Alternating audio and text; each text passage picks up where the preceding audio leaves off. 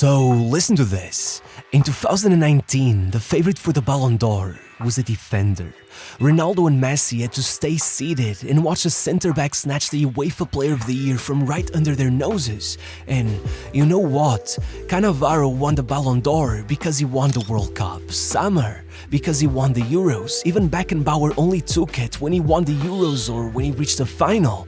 Van Dijk was the first one to be en route to win it without an international tournament to back his claim to it. And all it took was taking an embarrassingly leaky defense towards the best clean sheet record in Liverpool's history, while becoming the first defender to be named the league's player of the season in 14 years and taking the man of the match in the Champions League final. All while going an entire season without being dribbled past.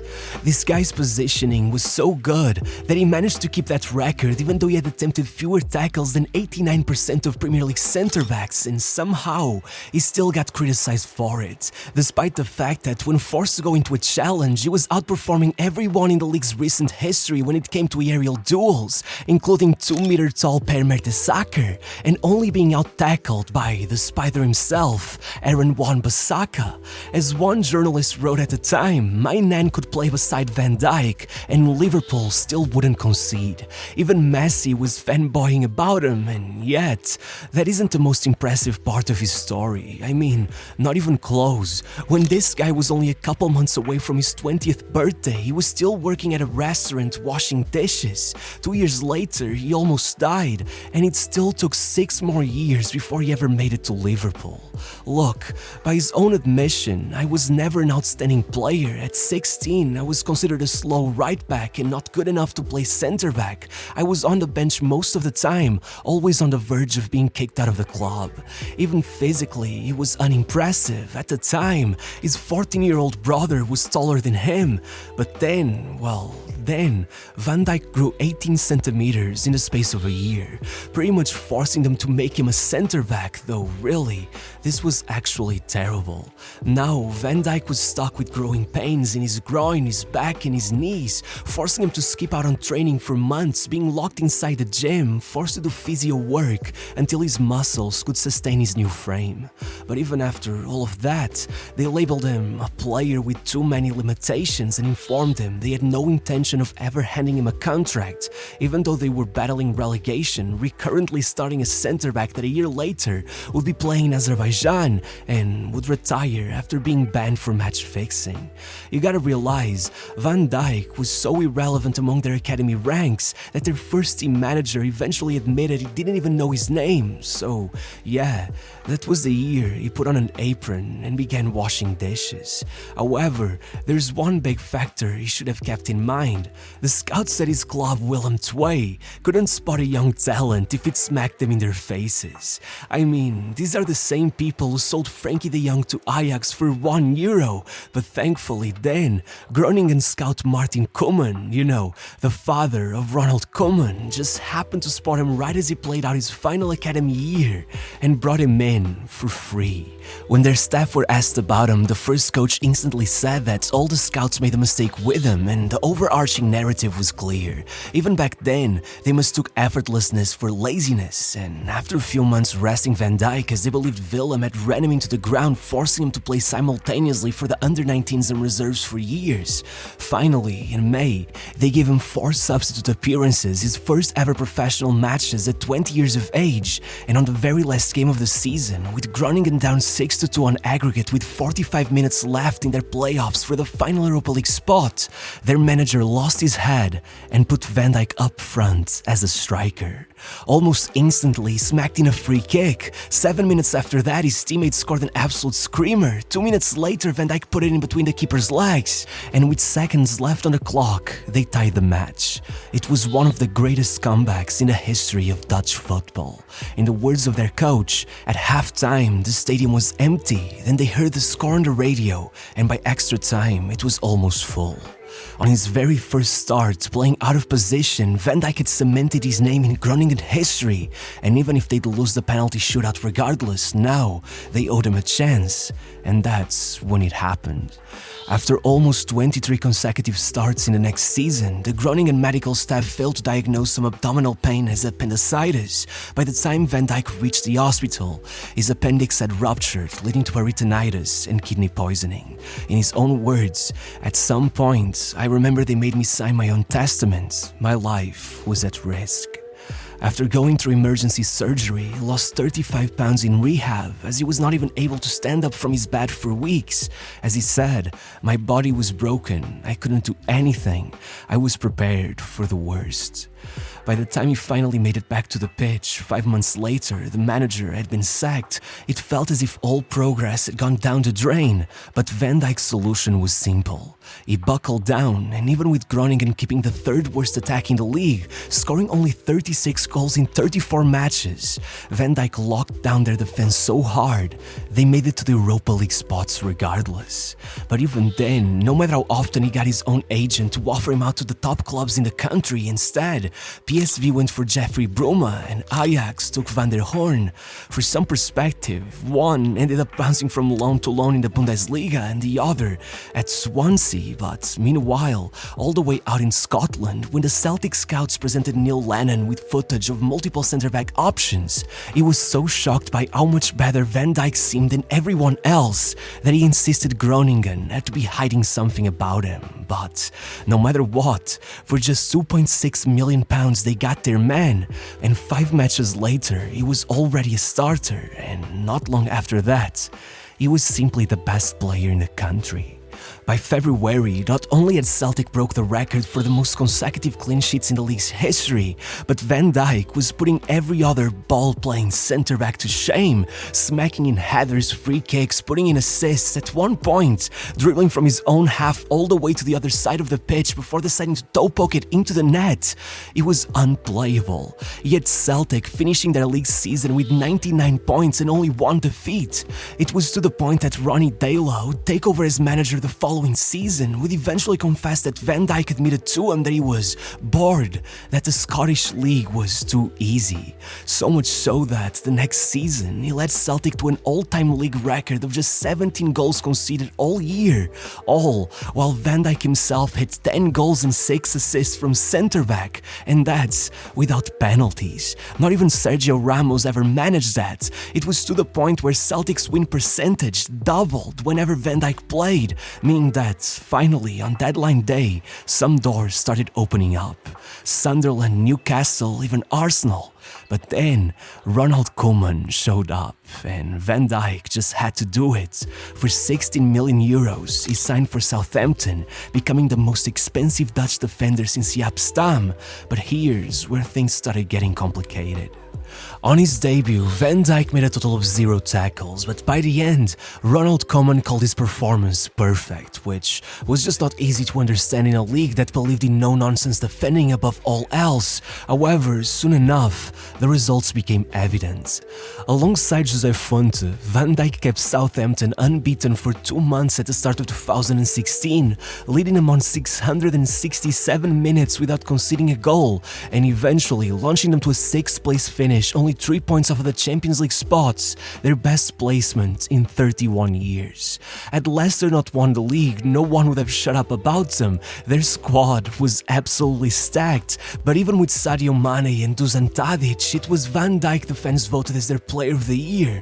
But honestly, this still wasn't the recognition he deserved because, A, he was still yet to reach his final form, in some ways still bending to the public's will, as that year he still ended up putting in more tackles than 77% of Premier League defenders, and B, the love he got from Southampton fans wouldn't last much longer. After not only scoring but captaining Southampton to a win against Inter Milan, not to mention wins against Arsenal and Liverpool to put them in the League Cup final, Van Dijk had sold them dreams of becoming a proper top 6 contender. But then, with Mane already gone since the beginning of the season, Font left as well, and Van Dijk went out injured for the rest of the season. And though obviously that wasn't his fault, it also did not slow down any interest for his signing, so much so that after Klopp was embarrassed embarrassingly caught making an illegal approach for him, meeting him and making him a contract offer without Southampton's knowledge. Even once their threats of legal action got Liverpool to back off, Van Dijk himself tried everything to force the move anyhow, handing in a transfer request and effectively going on strike, even though he had just signed a 6-year contract renewal. Look, after that, they did manage to hold on to him for 6 more months, but even though once more they were almost twice as likely to win a game while he was on, the fans wanted him gone. They felt betrayed. Not even the world record £75 million Liverpool paid them was enough to soothe their pain. But really, in the grand scheme of things, I can't help but feel like, for Van Dijk, this was for the better. If over the last couple of years, with his confidence growing, Van Dijk's playstyle was already morphing into what became his signature, once he met Klopp, no matter how many people questioned his price tag, tried to put pressure on him, he was unleashed completely. In that first half season, he averaged only 1 tackle a game. That's fewer than 87% of Premier League defenders, but guess how many times any player actually managed to dribble past him? 1. It happened once. He heard Maldini's famous quote that if I have to make a tackle, that means I've already made a mistake, and ran with it. Before him, Liverpool were a defensive laughing stock. Their own fans watched in horror as they made mistake after mistake. In the Champions League group stage, even Spartak held them to a draw. Sevilla put 5 goals past them as they failed to beat them either home or away. Their whole system relied only on the hope that their incredible attacking trio could make up for the mistakes of their defense.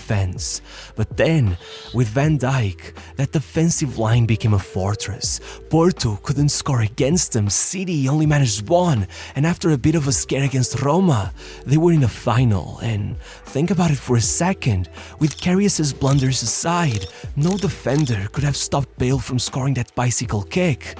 No one could blame Van Dijk for their defeat, and honestly, even if someone dared to, they'd be forced to eat their words one way or another. On his first full season with Liverpool, Van Dijk led them to their best ever defensive record, just 22 goals conceded in a full league season. Only Mourinho's Chelsea and the boring Arsenal of Tony Adams had ever outdone that. They were only defeated once all year. Only one team had ever reached a higher point tally, and yet they didn't win the league. But here's where things get funny. As you may imagine, that was the season Van Dijk finished without ever getting dribbled past, and the rival fans hated that record.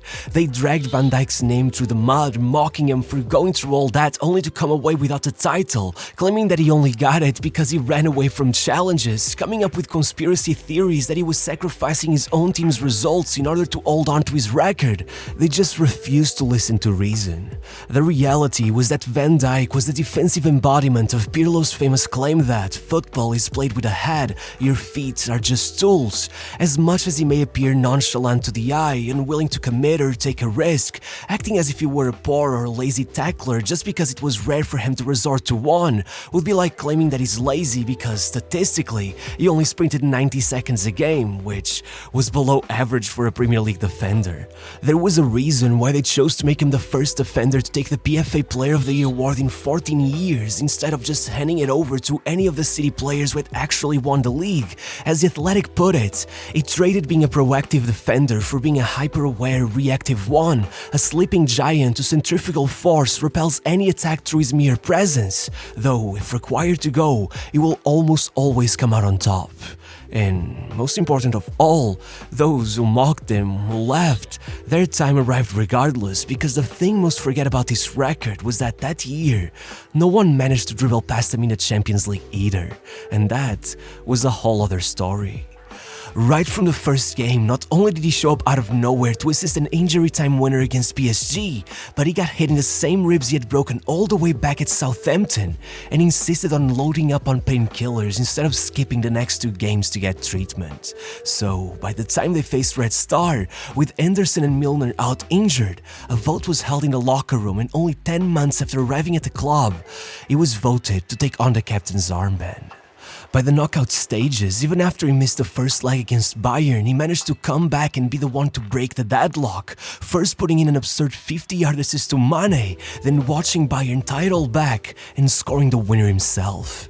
Then, in the quarters against Porto, he scored another, and in the semis against Barcelona, after going down 3-0 in the first leg, it'd be easy to focus on Ronaldo or Origi, who scored 2 each to perform one of the greatest comebacks of all time, but in the words of The Athletic, it was Van Dijk who bottled up Messi. And in the final, well, it was the man of the match, handling Kane and Son like they were second-rate players. As Mark Lawrenson said, it was like taking candy from a baby. Suddenly, he was being named UEFA Player of the Year, as even Messi himself had become an admirer, telling Marca that the reason he was so hard to beat was that he knew how to wait for the right moment to challenge the attacker. Regardless, by the time the Ballon d'Or ceremony came around, even with Liverpool having taken the European Super Cup and sitting undefeated 8 points on top of the league, as Klopp did not shy away from telling the press that if you want to give the Ballon d'Or to the best player of this generation, you can give it to Messi, but if you want to give it to the best player of the season, you must give it to Van Dijk. Well, that just didn't happen. 686 points for Messi, 679 for Van Dijk, a 2% difference. Hilariously, had his countries of origin, Suriname and the Netherlands, been just a bit shameless with their voting, Van Dijk would have made history. But again, it just didn't happen. Instead, Van Dijk had to settle for leading Liverpool to their first Club World Cup title only a few weeks later. Then, 6 months after that, their first league title in 30 years. And just as some began arguing that he could actually be the greatest defender of all time, 6 minutes into the Merseyside derby, Jordan Pickford seemingly lost his head and hit him so recklessly he tore his ACL, pretty much putting Van Dijk's career on the line. He was out for 285 days. Once back, there was no other conversation except for whether or not he'd ever be back to his old self. And though he'll likely never escape those conversations, one thing is sure. In their season without him, Liverpool were trophyless, underwhelming, almost as they were before he signed. But once he was back to full fitness, they were battling for the league title, again in the Champions League final, and ended up with 2 cup trophies in their hands. And ever since then, no matter how his form may fluctuate, when he's at his best, so is Liverpool. And now at 33, with another league title to his name, regardless of what may have happened elsewhere, guess who is the only centre-back who wasn't dribbled past a single time in this year's Champions League? It was Virgil van Dijk.